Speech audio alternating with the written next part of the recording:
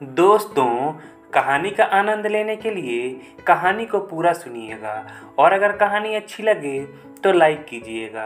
Channel को subscribe नहीं किया है तो चैनल को सब्सक्राइब कर लीजिएगा। तो चलिए स्टार्ट करते हैं। रामचरण बाबू यूँ तो बड़े सज्जन व्यक्ति थे। शहर के बड़े पोस्ट ऑफिस में सरकारी मुलाजिम थे और सरकारी कॉलोनी में अपनी पत्नी और बच्चों के साथ सुख से रहते थे। लेकिन उन्हें पकौड़े खाने का बड़ा शौक था। पकौड़े देखकर वे खुद पर कंट्रोल नहीं कर पाते थे। रविवार के दिन सुबह नाश्ते में पकौड़े खाना तो जैसे उनके लिए अनिवार्य था।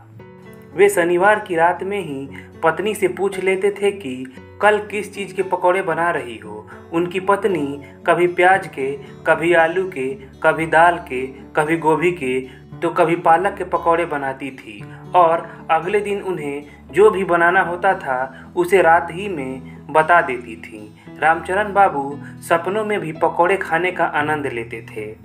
लेकिन बरसों से हर रविवार एक ही तरह का नाश्ता खा खा कर बच्चे बोर हो गए थे।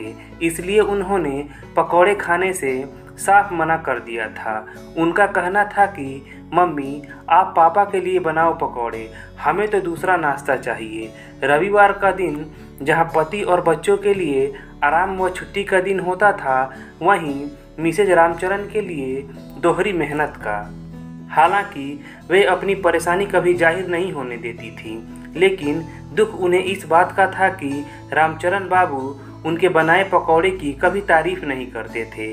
पकौड़े खाकर व डकार लेकर जब वे टेबल से उठने लगते, तब पत्नी द्वारा बड़े प्यार से यह पूछने पर कि कैसे बने हैं, उनका जवाब यही होता कि हाँ ठीक है, पर इनसे अच्छे तो मैं भी बना सकता हूँ।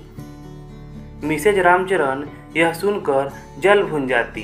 वे प्लेट उठाती जाती और बड़बड़ाती जाती, पर रामचरण बाबू पर पत्नी की बड़बड़ाहट का कोई असर नहीं होता था। वे टीवी का वॉल्यूम और ज़्यादा कर देते थे। रामेश्वर रामचरण बाबू के पड़ोसी एवं सहकर्मी थे। कभी कभी किसी रविवार को वे अपनी पत्नी के साथ रामचरण बाबू के यहाँ पकौड़े खाने पहुँच जाते थे।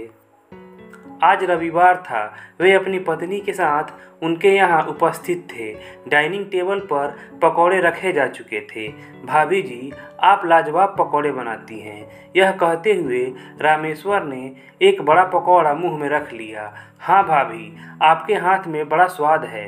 उनकी पत्नी भी पकौड़ा खाते खाते बोली। अरे इसमें कौन सी बड़ी बात है, इनसे अच्छे पकौड़े तो मैं बना सकता हूँ। रामचरण बाबू ने वही अपना रटा रटाया वाक्य दोहराया। तो ठीक है, अगले रविवार आप ही पकौड़े बनाकर हम सबको खिलाएंगे। उनकी पत्नी तपाक से बोली। हाँ हाँ ठीक है, इसमें कौन सी बड़ी बात है। रामचरण बड़ी शान से बोले। अगर आपके बनाए पकौड़े मेरे बनाए पकौड़े से ज़्यादा अच्छे हुए तो मैं फिर कभी आपकी बात का बुरा नहीं मानूंगी, और यदि आप हार गए तो फिर हमेशा मेरे बनाए पकौड़े की तारीफ करनी पड़ेगी। मिसेज रामचरण सवालिया नज़रों से रामचरण बाबू की ओर देखकर बोली। अरे रामचरण जी, हाँ बोलो भाई, इज्जत का सवाल है। रामेश्वर ने उन्हें उकसाया। ठीक है ठीक है, रामचरण थोड़ा अचकचा कर बोले। सेखी के चक्कर में वे यूँ फंस जाएंगे, उन्हें इसकी उम्मीद नहीं थी। खैर, मरता क्या न करता, परिवार और दोस्त के सामने नाक नीची न हो जाए, इसलिए उन्होंने पत्नी की चुनौती स्वीकार कर ली। ठीक है भाई साहब, अगले रविवार को सुबह 10 बजे आ जाइएगा इनके हाथों के पकौड़े खाने। उनकी पत्नी ने मिस्टर और मिसेज रामेश्वर को न्योता दे डाला। सोमवार से शनिवार तक के दिन ऑफिस के कामों में निकल गए। शनिवार की रात में मिसेज रामचरण ने पति को याद दिलाया। कल रविवार है, याद है ना। शनिवार के बाद रविवार ही आता है, इसमें याद करने वाली क्या बात है। रामचरण थोड़ा चिढ़ कर बोले। कल आपको पकौड़े बनाने हैं, याद है कि भूल गए। क्या मुझे? रामचरण तो वाकई भूल गए थे। हाँ आपको। सुबह थोड़ा जल्दी उठ जाना, पुदीने की चटनी तो मैंने बना दी है। बाकी मैं आपकी कोई मदद नहीं करूँगी। रामचरण बाबू की तो जैसे नींद ही उड़ गई। वे यही सोचते रहे कि मैंने क्या मुसीबत मोल ली। थोड़ी सी तारीफ अगर मैं भी कर देता तो यह नौबत तो ना आती। रविवार की सुबह 8 बजे थे। रामचरण खर्राटे मार कर सो रहे थे। अजी उठिए, 8 बज गए हैं। पकौड़े नहीं बनाने क्या? 10 बजे आपके दोस्त आ जाएंगे। उनकी मिसेज ने उनसे जोर से यह कहकर उन्हें जगाया। मन मसोसते हुए वे जाग गए। 9 बजे उन्होंने रसोई में प्रवेश किया। सारा सामान टेबल पर रखा है कहकर उनकी पत्नी रसोई से बाहर निकल गई। हाँ हाँ ठीक है, तुम्हारी कोई ज़रूरत नहीं है, सब कर लूँगा। कहते हुए रामचरण बाबू ने चोर नज़रों से पत्नी की ओर देखा कि शायद वे यह कह दें, रहने दो, मैं बना दूंगी। पर अफसोस वे बाहर जा चुकी थीं। जब साथ देने की बारी आई तो चली गई। वैसे तो कहती है 7 जन्मों तक साथ निभाऊंगी। रामचरण भुनभुनाते हुए बोले, चल बेटा हो जा शुरू, मन में कहा और गैस जलाकर उस पर कढ़ाई चढ़ा दी।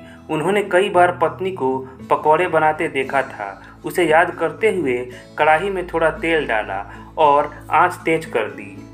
पकौड़े बनाने का सारा सामान टेबल पर मौजूद था। उन्होंने अंदाज से बेसन एक कटोरे में निकाला। उसमें ध्यान से नमक, मिर्च, प्याज, आलू, अजवाइन सब डाला। फिर पानी मिलाने लगे। पानी जरा ज़्यादा पड़ गया तो बेसन का घोल पतला हो गया। उन्होंने फिर थोड़ा बेसन डाला। फिर घोल लेकर वे गैस के पास पहुँचे। आंच तेज होने से तेल बहुत ज़्यादा गर्म हो गया था। जैसे ही उन्होंने कढ़ाई में पकौड़े के लिए बेसन डाला, छन्न से तेल उछलकर उनके हाथ पर आ गिरा। आह! वे जोर से चिल्लाए। क्या हुआ? उनकी पत्नी बाहर से ही चिल्लाई और बोली, गैस जरा कम कर देना वरना हाथ जल जाएंगे। हाथ तो जल गया, ये बात पहले नहीं बता सकती थी, वे धीरे से बोले। फिर आंच धीमी की और एक एक कर पकौड़े का घोल कढ़ाई में डालने लगे। गरम तेल गिरने से उनकी उंगलियां बुरी तरह जल रही थी। वे सिंक के पास जाकर पानी के नीचे हाथ रखकर खड़े हो गए तो थोड़ा आराम मिला। इतने में ही उनका मोबाइल बजने लगा। देखा तो रामेश्वर का फ़ोन था। उन्होंने फ़ोन उठाया तो रामेश्वर अपने आने की बात कहकर इधर उधर की बातें करने लगे। अजी क्या कर रहे हो? बाहर तक पकौड़े जलने की बात आ रही है। उनकी मिसेज रसोई में घुसते हुए बोली। रामचरण बाबू ने तुरंत फ़ोन बंद कर दिया। वे तो रामेश्वर से बातचीत में इतने मशगूल हो गए थे कि भूल ही गए थे कि वे तो रसोई में पकौड़े बना रहे थे। दौड़कर उनकी मिसेज ने गैस बंद की। रामचरण भी उनकी ओर लपके, पर तब तक तो सारे पकौड़े जलकर काले हो चुके थे। पत्नी ने त्योरियां चढ़ाकर उनकी ओर देखा तो वे हकलाते हुए बोले, अरे वह रामेश्वर का फ़ोन आ गया था। मम्मी, रामेश्वर अंकल और आंटी आ गए हैं। बेटी ने रसोई में आकर बताया। अरे रामचरण जी, पकौड़े तैयार हैं ना?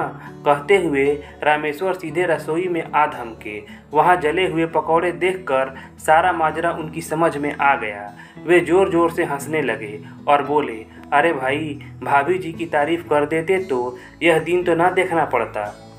जाइए बाहर जाकर बैठिए, मैं अभी दूसरे पकौड़े बनाकर लाती हूँ। बेटा, पापा की उंगलियों पर क्रीम लगा देना, मिसेज रामचरण ने कहा। उसके आधे घंटे बाद सब लोग उनके हाथ के बने पकौड़े खा रहे थे। साथ में चाय का आनंद भी ले रहे थे। क्यों जी, कैसे बने हैं पकौड़े? उन्होंने जब रामचरण बाबू से पूछा तो, अरे तुम्हारे हाथ में तो जादू है, लाजवाब पकौड़े बनाती हो तुम तो। कहते हुए उन्होंने एक बड़ा पकौड़ा मुंह में रख लिया। सभी ठहाका मारकर हंस दिए। दोस्तों, अगर कहानी अच्छी लगी हो तो प्लीज़ लाइक कीजिएगा। चैनल को सब्सक्राइब नहीं किया है तो चैनल को सब्सक्राइब कर लीजिएगा। चलिए मिलते हैं अगले कहानी वाले वीडियो में। धन्यवाद।